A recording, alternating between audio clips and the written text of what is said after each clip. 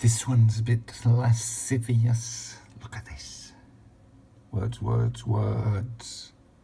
I can see your aura. It's all true. It's all true stuff. It was a beautiful, happy moment of drunken debauchery. A beautiful, happy moment of drunken debauchery. A deep-sea diver called Bill, a drunken punkette whose name was Drunken Punkette, some kind of poet, to be honest, yours truly, and a dippy hippie girl called Shelley, who could see your aura, couldn't she, Debbie? One Norwich night when the mental nurse snored, through waves of rude, lugubrious, foolish, licentious abandonment, we swam like dogs and blithely rampant, took our masks off for a moment, like an onion, leaving a layer of happy crying, drug-busted tears, as gloppy as a lick of the old man's lollipop, as soppy as the drip of our degradation and folly. Drip, drop, drip, drop. The hippie went down with the deep-sea diver while I got to have sex with the little punkette.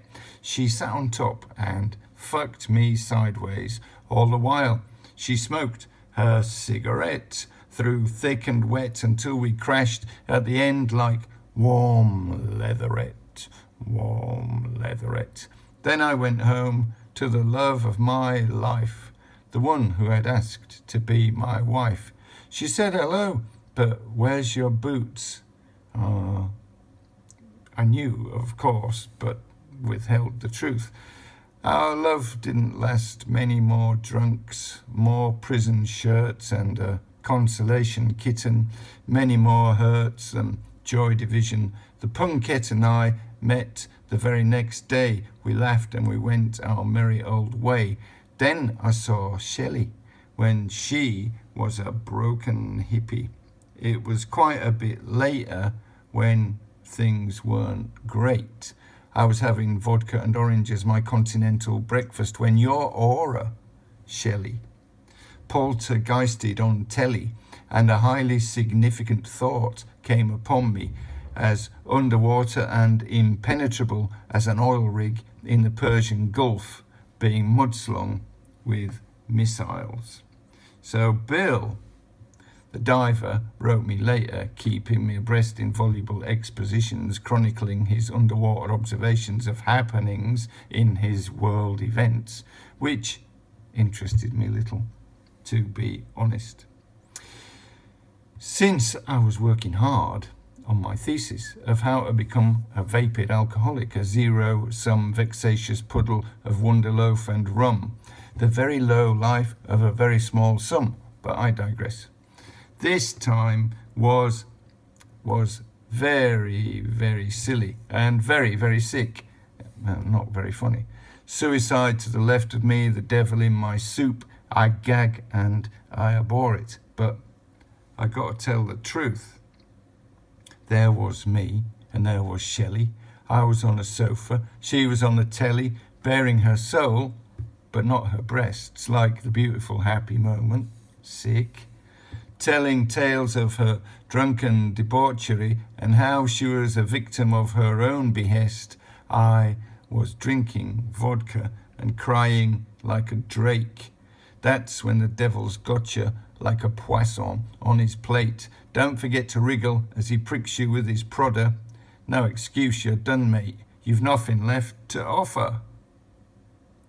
The hippie on TV is purple, green and bust. She's been raped, abused, abjurant of contemptible disgust, a servant of corpulent lust, and like an onion, skin discarded, left to turn to brittle dust, like me, just crying into my vodka, just lying and dying on the sofa, being mocked by ghosts of pleasure drinking while the pylons hummed, sinking to the depths. I plumbed them like a breakfast down the toilet, and the universe, abashed, tried to kick me in the nads and wake me up. For fuck's sake, before I ran out of luck and it got too late, like it seemed it did for Shelley.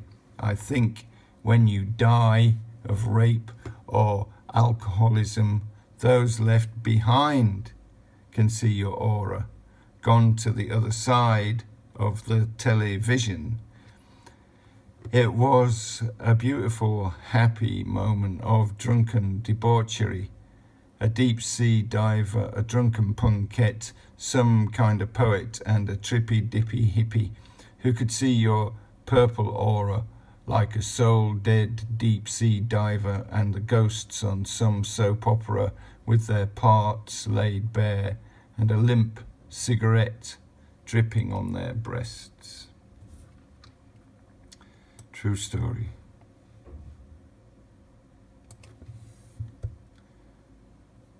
Words, words, words.